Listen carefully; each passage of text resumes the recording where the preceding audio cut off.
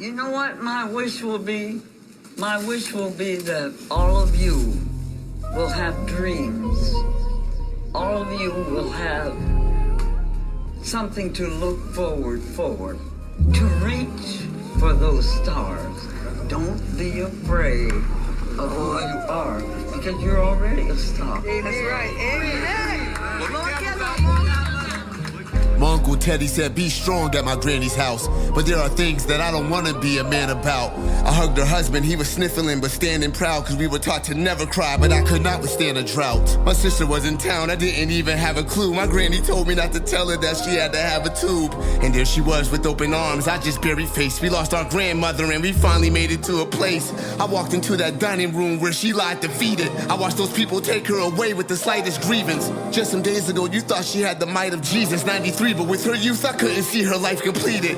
Had a blockage in her stomach with the cancer when she called me from the hospital, but sounded like a champion.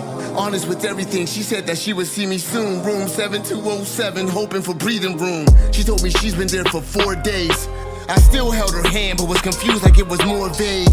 She told me that we got this and we'll beat this, but promises now hold less weight than a secret. They sent her home soon enough, she got sicker. Now I stray from looking at footage, can barely look at pictures. Communication is off, my talk is now a whisper. I wish my granny would call to know how much I miss her. We had some great discussions in her kitchen, one of the few women that can love with no condition. The queen of jazz, such a wonderful musician. She would play piano for me, I'd get comfortable and listen. We talked about God, the Bible, and what it reads. I would ask questions inquiring what I need. How can we never see miracles like people splitting the sea? She simply said, because nobody believes. Now I'm in disbelief over her passing. Shout out to the people who called, thank you for asking. I was strong at the service, her strength was in the room. Didn't even shed a tear that day, that never happens. But my niece was saddened, glad that she made it, but she didn't know that her great granny was cremated. I told her that she didn't look like herself, and that she didn't want people to cry over her shell.